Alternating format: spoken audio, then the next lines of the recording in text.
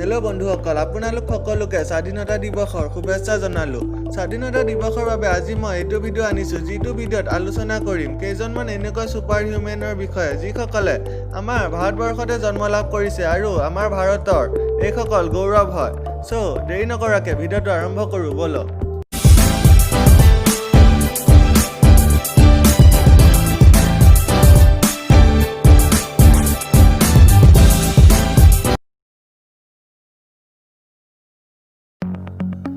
কৰ্ণাটকৰ জ্যোতিৰাজক আমাৰ ভাৰতৰ স্পাইডাৰমেন বুলি কোৱা হয় কাৰণ জ্যোতিৰাজে বহুত আৰামত ৱালত এনেকৈ যায় যি সকলোৱে দেখি আচৰিত হৈ যায় জ্যোতিৰাজে কৰা প্ৰেক্টিছবোৰৰ সহায়ত তেওঁৰ গোটেই শৰীৰটোৰে যিকোনো কাম কৰিবলৈ বেছি এনাৰ্জিৰ প্ৰয়োজন নহয় বহুত সহজতে জ্যোতিৰাজে পাহাৰত হওক নাইবা ওখ ৱালত হওক বেগাব পাৰে তেওঁৰ এই স্থানবোৰ চাবলৈ বহুত দূৰৰ পৰা মানুহ আহে জ্যোতিৰাজে বহুত আৰামত 300 মিটাৰ ওখ ৱালতো বেগাব পাৰে তেওঁৰ এই সুপাৰ পাৱাৰ দেখি সকলো আচৰিত হৈ যায়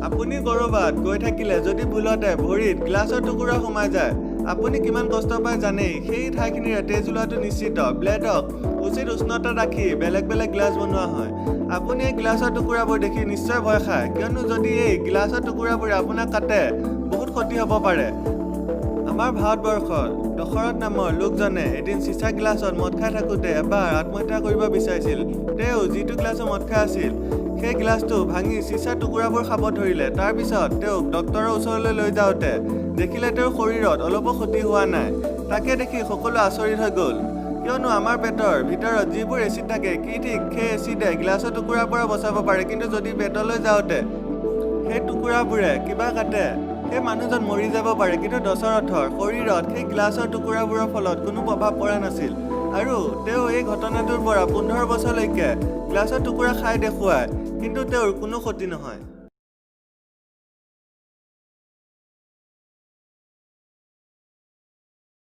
বেংগালুৰুৰ yogamata নামৰ এই সৰু ছোৱালীজনীয়ে চকুত কাপোৰ বান্ধিও ওচৰৰ বস্তু চিনি পায় যদি তাইক চকুত 3খন কাপোৰ বান্ধি কিবা পঢ়িব দিয়ে নাইবা কিবা কৰিব দিয়ে তাই সাধাৰণ মানুহৰ দৰে কৰিব পাৰে ভিৰ থকা ঠাইত চাইকেল চলোৱা পৰ্যন্ত তাই চকু মুদিয়ে কৰিব পাৰে The TV's over there.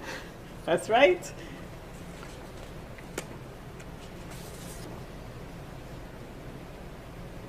Where is the red jacket? I don't see him. There is no red jacket, that's right.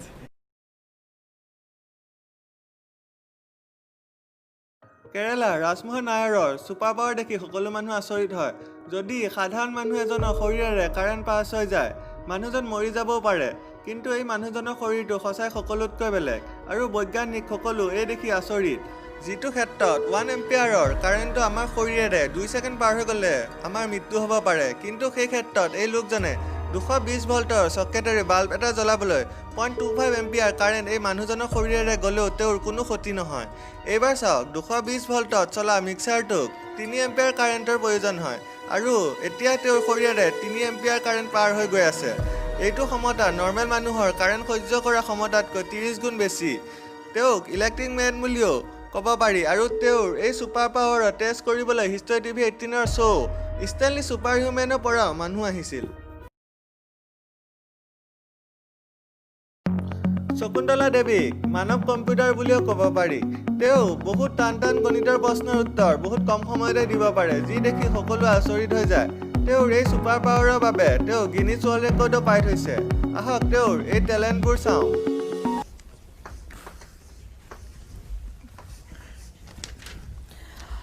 Okay, now the question is 2, 4, 5, 9, 3, 7, 2, 8 multiplied by 3, 8, 7, 2, 2, 1, 3, 6.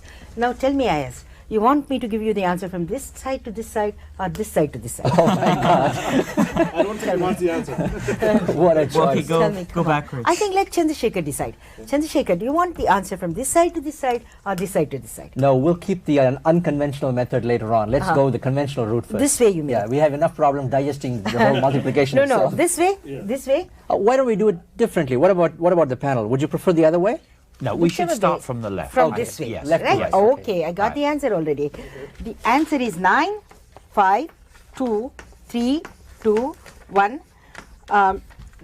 6, 280363008.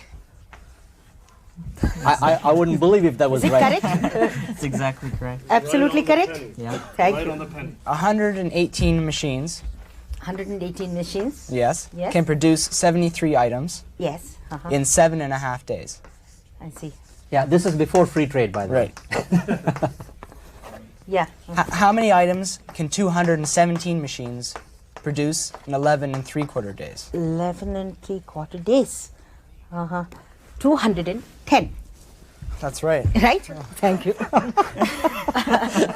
That's incredible.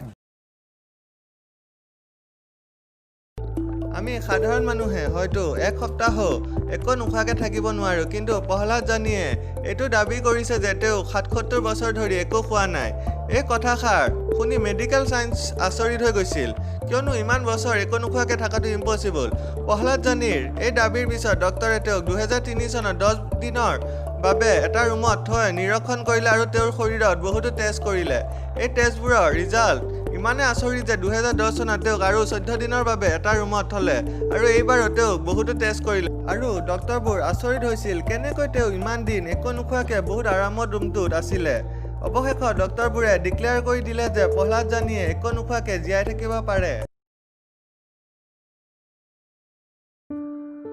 মধ্যপ্ৰদেশৰ অৰুণাক্যাৰ শৰীৰত আছে চুম্বকীয় শক্তি যাৰ ফলত তেওঁৰ শৰীৰত সকলো লোহাৰ বস্তু লাগি ধৰে এদিন তেওঁ বাইকৰ চাবিটো চাৰ্টৰ ওপৰৰ পকেটত থওঁতে তেওঁ চাবিটো গাৰ পিনে আকৰ্ষণ হোৱা দেখা তেওঁ আচৰিত ভাবিলে তেতিয়া গজাল চামুচ তেওঁৰ ওচৰত লৈ যাওঁতে দেখিলে যে সকলো বস্তু তেওঁৰ গাত লাগি ধৰিছে তেতিয়া সেইটো দেখি তেওঁ বহুত আচৰিত হৈ ঘৰৰ মানুহ ওচৰ চুবুৰীয়া সকলোকে জনালে আৰু লাহে লাহে এই কথাটো ভাইৰেল হৈ গ'ল যাৰ ফলত তেওঁক চাবলৈ এতিয়া বহুতো মানুহ আহে এই সুপাৰ পাৱাৰ দেখি সকলো আচৰিত হৈ যায়